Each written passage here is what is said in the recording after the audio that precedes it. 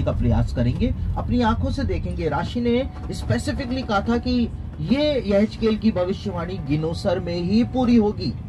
अब उसको कैसे पता चला हमको नहीं पता। उसने स्पेसिफिकली गिनोसर का ही नाम क्यों लिखा था तालमुद में हमको नहीं पता, अपनी कमेंट्रीज में तो हमको नहीं पता, लेकिन वो भविष्यवाणी वास्तव में यहेजकेल की जो है वो गिनोसर में ही पूरी हो रही है, तो वो हम देखेंगे। और यहेजकेल के अंदर एक और 36 अध्याय में इजराइल के पहाड़ों के विषय में एक भविष्यवाणी की गई है। वहां पे लिखा है, हे इजराइल के पहाड़ों यहोवा का वचन सुनो। पहले वचन में 36:1 में, 36:3 के अंदर लिखा है कि इजराइल के पहाड़ जो हैं उनकी हंसी उड़ाई गई है इतिहास में कि वो तो गंजे हो गए, बंजर हो गए।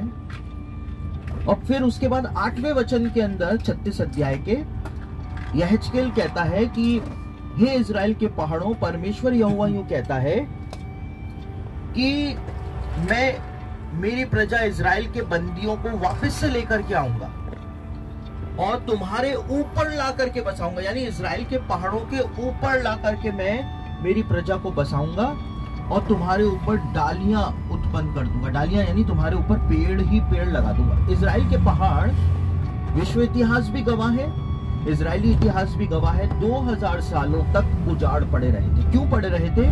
यीशु के स्वर्ग जाने के 40 सालों के बाद रोमन सेना के खिलाफ जब यहूदियों ने विद्रोह किया, उस विद्रोह को रोमन सेना ने कुचला और रोमन सम्राट कैसर ने यीशु के स्वर्ग जाने के 40 सालों के बाद यहूदियों को देश निकाला दे दिया था। देश निकाला भी दे दिया था और साम्राज्य निकाला भी दे दिया था। यानी कोई भी यहूदी ना तो इजराइल में रह सकता था और ना ही रोमन साम्राज्य की सीमाओं के अंदर रह सकता। पूरी दुनिया के 100 देशों के अंदर रोमन सेना ने उनको तितर बितर कर दिया था। बीते 1900 सालों में एक भी यहूदी इजराइल देश में नहीं पाया जाता था। और इसीलिए जब आज यहूदी लोग वापस आ गए हैं, इसीलिए भविष्यवाणियां पूरी हो रही हैं। प्रोफेटिक क्लॉक ने चलना शुरू कर दिया। तो यहूदी थे नहीं, पूरी दुनिया के अंदर भटके हुए थे। यहाँ पर सब कुछ उजाड़ हो गया था। ये जो आपको दिख रहा है, यहाँ पे मलेरिया फैला हुआ था। जिस जगहों से आप निकल रहे हैं गलील में, मूसा ने कहा था परमेश्वर तुम्हारे देश में ऐसी बीमारियों को फैला देगा कि कोई परदेसी भी वहां पर आना नहीं चाहेगा। वो हो गया था मलेरिया, भयानक मलेरिया यहाँ पे फैला हुआ था। दलदली इलाका माना जाता था। यहाँ पे मुस्लिम्स भी कभी नहीं आते थे क्योंकि यहाँ पे आने का मतलब होता था मौत। मलेरिया, कोई इलाज ही नहीं था मलेरिया का। लेकिन आज आप देख सकते हैं परमेश्वर ने कहा था मैं मेरी प्रजा के बंदियों को वापस से लाऊंगा और जब मैं उनको लाऊंगा तो तुम्हारे ऊपर ला करके बसाऊंगा। अब ऊपर क्यों? प्लेन्स में क्यों नहीं? इजराइल एक पहाड़ी देश है तो यहाँ पे प्लेन्स तो है ही नहीं। प्लेन्स जो है वो बस नाजरत के पास आर्मागेडन वैली है, वहां पर प्लेन्स है। बाकी तो प्लेन्स बहुत कम है। यहाँ पे पहाड़ियां ही पहाड़ियां। आपने देखा हम अमान में थे, पहाड़ियां थी, सब जगह पहाड़ी पहाड़ है। तो तुम्हारे ऊपर ला करके बसाऊंगा। मैं आपको वो पहाड़ियां दिखाऊंगा यहाँ पर भी। और जब हम गोट के ऊपर होंगे तब आपको एक बहुत अच्छा नजारा यहेजकेल की भविष्यवाणी का देखने को मिलेगा। पहाड़ों के ऊपर घर बने हुए आपको दिखाई दे रहे होंगे इस समय अपने राइट हैंड के ऊपर दिख रहे हैं। यहेजकेल 36 अध्याय उसका 8 और 10 वचन के अंदर परमेश्वर ने ये प्रोफेसी दी थी इजराइल के पहाड़ों को कि लोगों ने तुमको उजाड़ा, तुम्हारा तिरस्कार किया, लेकिन वो दिन भी आएगा कि मैं लाऊंगा इन सारे बंदियों को वापस और ला करके तुम्हारे ऊपर बसाऊंगा और तुम्हारे ऊपर पेड़ भी लगाऊंगा। और इतने पेड़ लगाऊंगा कि 36 अध्याय के अंतिम वचनों में लिखा है जितने भी आसपास के देश रहेंगे वो देश हैरान हो जाएंगे कि मुझ यहोवा ने ही ढाए हुए को फिर से उठा करके खड़ा कर दिया है और उजाड़ बियाबान में मैंने ही पेड़ों को रोपा है।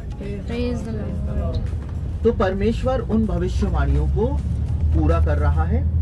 पहाड़ों के ऊपर घर बने हुए आपको यहाँ पर भी दिखाई देंगे, यहाँ पर भी दिखाई देंगे, बैतलहम में भी, यरूशलेम में भी, जहां जहां आप जाएंगे। नाजरत तो पूरा भरा पड़ा है पहाड़ के ऊपर, आप देखेंगे खुद अपनी आंखों से। और आप उनकी तस्वीरें भी लें ताकि घर पर जाकर के आप बताएं कि यहेजकेल ने ये बोला था, ये हो रहा है, ये बातें मजाक नहीं है, मैं देख करके आया हूँ या आई हूँ और मैं बता रहा हूँ। ये गवाही है, आपको परमेश्वर ने ठहराया है। मैंने उस दिन भी कहा हमको पास्टर बनने के लिए नहीं, हमको अपोस्टल बनने के लिए नहीं, प्रॉफिट बनने के लिए नहीं, लेकिन हमको गवाह बनने के लिए बुलाया है। तुम पृथ्वी की छोर तक मेरे गवाह हो।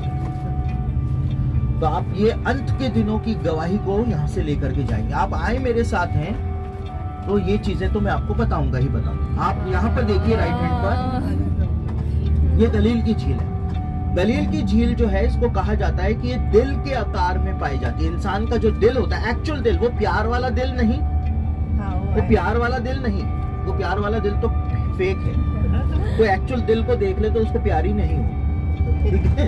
सामने वाले के एक्चुअल दिल को अगर कोई देख ले तो उसको शायद प्यार ही ना हो उस दिल से। तो जो असली ह्यूमन हार्ट होता है उसके आकार की ये पाई जाती है ऊपर से देखें तो। और जो वीणा हुआ करती थी 10 तार वाली वीणा, हार्प, ये उसके आकार की भी पाई जाती है। तो ऊपर से देखें तो ये दो शेप में आपको दिखेगी, ह्यूमन हार्ट के शेप में और हार्प के शेप